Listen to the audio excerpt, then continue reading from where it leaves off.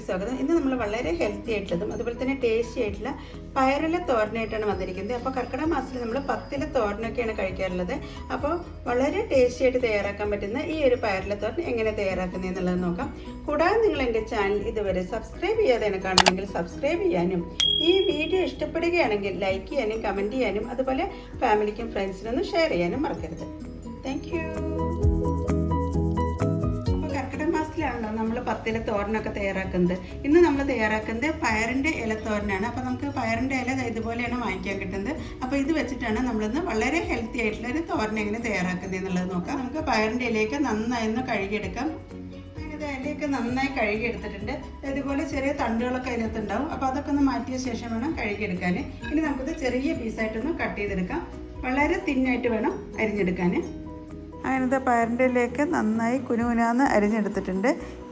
പയറിൻ്റെ ഇലത്തോരന് ചെറുതായിട്ടൊരു ചവർപ്പൊക്കെ ഉള്ളതാണ്. അതുകൊണ്ട് തന്നെ നമ്മൾ കുറച്ച് തേങ്ങയൊക്കെ കൂടുതൽ ചേർത്തിട്ടാണ് ഈ ഒരു തോരൻ തയ്യാറാക്കുന്നത്. അങ്ങനത്തെ മിക്സിയുടെ ജാറിലേക്ക് ഒരു 3/4 കപ്പ് തേങ്ങ ഇട്ടിട്ടുണ്ട്. പിന്നെ ഇതിലേക്ക് ഒരു 4 വെളുത്തുള്ളിയാണ് ചേർക്കുന്നത്. പിന്നെ ഇതിലേക്ക് ചേർക്കുന്നത് 1/2 ടീസ്പൂൺ മഞ്ഞൾപ്പൊടിയാണ്. പിന്നെ ഇതിലേക്ക് 1/2 ടീസ്പൂൺ ജീരകമാണ് ചേർക്കുന്നത്. അങ്ങനത്തെ നമ്മളൊരു 2 കൊച്ചുള്ളിയും കൂടി ഇതിലേക്ക് ചേർക്കുന്നുണ്ട്. നമുക്ക് നന്നായി ഒന്ന് ചതച്ചെടുക്കാം. പിന്നെ തോരന് ആവശ്യമായിട്ടുള്ള പച്ചമുളകാണ് ചേർക്കേണ്ടത്. അങ്ങനത്തെ തേങ്ങയൊക്കെ നന്നായി ചതച്ചെടുത്തിട്ടുണ്ട്. ഇനി നമുക്ക് പയറിലെ തോരൻ എങ്ങനെ തയ്യാറാക്കുന്നത് എന്നുള്ളത് നോക്കാം. തോരൻ തയ്യാറാക്കാൻ വേണ്ടി ഞാനൊരു പാൻ വെച്ചിട്ടുണ്ട്. ഇതിലേക്ക് ഞാൻ വെളിച്ചെണ്ണയാണ് ചേർക്കുന്നത്. ഒരു 1.5 ടേബിൾ സ്പൂൺ വെളിച്ചെണ്ണ നമുക്കിതിലേക്ക് ചേർക്കാം. എണ്ണ ചൂടായി കഴിയുമ്പോൾ നമുക്കിതിലേക്ക് 1/2 ടീസ്പൂൺ കടുകാണ് ചേർക്കുന്നത്. ഈ സൈസ് വലുപ്പമുള്ള സവാള അരിഞ്ഞ് ചേർക്കാം. സവാള നന്നായി വഴണ്ട് വരുന്നവരെ ഒന്ന് ഇളക്കി യോജിപ്പിക്കാം. സവാളയിലേക്ക് നമുക്ക് 2 വറ്റൽമുളക് ചേർക്കാം. പിന്നെ ചേർക്കുന്നത് ആവശ്യത്തിന് ഉപ്പാണ്. ഇനി ഇതിലേക്ക് ഒരു 2 കറിവേപ്പിലയും കൂടി ചേർക്കുന്നുണ്ട്. ചതച്ച് വെച്ചിട്ടുള്ള അരപ്പാണ് ചേർക്കുന്നത്. അങ്ങനെ അരപ്പും ചേർത്ത ശേഷം നന്നായി എണ്ണയിലൊന്ന് വഴറ്റിയെടുക്കാം. അരപ്പിലേക്ക് മിക്സി കഴുകി കുറച്ച് വെള്ളം കൂടി ചേർക്കുന്നുണ്ട്. ഇനി നമുക്കിതിലേക്ക് അരിഞ്ഞു വെച്ചിട്ടുള്ള പയറിൻ്റെ ഇലയാണ് ചേർക്കുന്നത്. പയറിൻ്റെ ഇലയ്ക്ക് കുറച്ച് വേവ് കൂടുതലുള്ളതാണ്. അതുപോലെ തന്നെ ചെറിയൊരു കട്ടൊക്കെ ഉള്ളതാണ്. അതുകൊണ്ടാണ് നമ്മൾ കുറച്ച് തേങ്ങാപ്പീരയൊക്കെ കുറച്ച് കൂടുതലായിട്ട് ചേർത്തിരിക്കുന്നത്.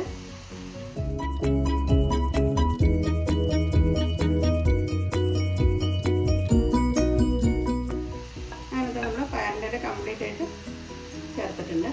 ഇനി അരപ്പുമായിട്ട് നന്നായി ഒന്ന് മിക്സ് ചെയ്തെടുക്കാം. അരപ്പും ഇലയിട്ട് നന്നായി മിക്സ് ആവുന്ന വരെ നമുക്കൊന്ന് ഇളക്കിയെടുക്കാം. അതിനുശേഷം ഒരു 5 മിനിറ്റ് നേരം സ്ലോ ഫ്ലെയിമിലാണ് അടച്ച് വെച്ച് കഴിക്കുന്നത്. അത് അരപ്പായിട്ട് നന്നായി മിക്സായി വന്നിട്ടുണ്ട്. ഇനി നമുക്കൊന്ന് അടച്ച് വെച്ച് കഴിക്കാം.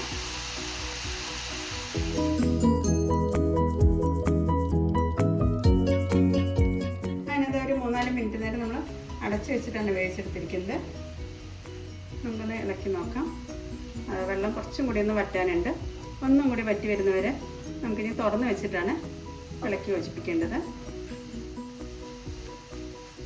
അപ്പോൾ ഇത് കർക്കിടക സമയത്ത് ഉലുവക്കഞ്ഞിയുടെ കൂടെയൊക്കെ നല്ലൊരു കോമ്പിനേഷനാണ് ഈ പയറിലെ തോരൻ എന്ന് പറയുന്നത്. വളരെയധികം ഹെൽത്ത് ബെനിഫിറ്റ് ഉള്ള ഒരു ബീഫാണ് പയറിൻ്റെ ഇല എന്ന് പറയുന്നത്. അപ്പോൾ പയറിൻ്റെ ഇലയിൽ ധാരാളം ഗുണങ്ങൾ അടങ്ങിയിട്ടുണ്ട്. അപ്പോൾ അതിൻ്റെ ഗുണങ്ങളെക്കുറിച്ചെല്ലാം ഞാൻ ഡിസ്ക്രിപ്ഷൻ ബോക്സിൽ ഡീറ്റെയിൽഡ് ആയിട്ട് എഴുതുന്നതാണ്. അങ്ങനത്തെ വെള്ളം കംപ്ലീറ്റ് ആയിട്ട് വറ്റുന്നവരെയാണ് നമ്മളൊന്ന് ഇളക്കിയെടുക്കേണ്ടത്. പയറിലത്തോരനുള്ള പയറിൻ്റെ ഇല എടുക്കുന്ന സമയത്ത് എപ്പോഴും കിളുന്തായിട്ടുള്ള ഇല വേണം എടുക്കാൻ. മൂത്ത ഇലയൊക്കെ എടുക്കുകയാണെങ്കിൽ നല്ല ചവർപ്പായിരിക്കും. അപ്പോൾ അതൊന്ന് പ്രത്യേകം ഒന്ന് ശ്രദ്ധിക്കാൻ മറക്കരുത്.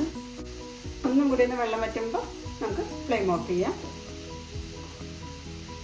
അങ്ങനെന്താ പയറിൻ്റെ ഇലത്തെ വെള്ളത്തിൻ്റെ അംശമൊക്കെ നന്നായി വറ്റി വന്നിട്ടുണ്ട്. ഇനി നമുക്കിതൊരു സെർവിങ് പാത്രത്തിലേക്ക് മാറ്റാം. അങ്ങനെ നമ്മൾ സെർവിങ് പ്ലേറ്റിലേക്ക് മാറ്റുകയാണ്. പയറിലെ തോരനൊക്കെ സെർവിങ് പാത്രത്തിലേക്ക് മാറ്റിയിട്ടുണ്ട്. അപ്പോൾ ഇത് ഉലുവക്കഞ്ഞിയുടെ കൂടെ നല്ലൊരു കോമ്പിനേഷനാണ്. ചെറിയൊരു ചവർപ്പുള്ളതുകൊണ്ട് തന്നെ നമ്മൾ തേങ്ങാപ്പീരയൊക്കെ കുറച്ച് കൂടുതലാണ് ഇതിലേക്ക് ചേർത്തിരിക്കുന്നത്. അപ്പോൾ ഈ ഒരു രീതിയിൽ പയറിലെ തോരൻ തയ്യാറാക്കി കഴിക്കുകയാണെങ്കിൽ വളരെ ടേസ്റ്റിയാണ്. ഒപ്പം പയറിലയുടെ ചവർപ്പൊന്നും അറിയാതെ തന്നെയാണ് നമ്മൾ ഈ ഒരു രീതിയിൽ തയ്യാറാക്കിയിരിക്കുന്നത്. അപ്പോൾ എല്ലാവരും ഈ ഒരു കർക്കിടക മാസത്തിൽ ഈ ഒരു രീതിയിൽ പയറിലെ തോരൻ തയ്യാറാക്കുമെന്ന് പ്രതീക്ഷിക്കുന്നു. Thank you.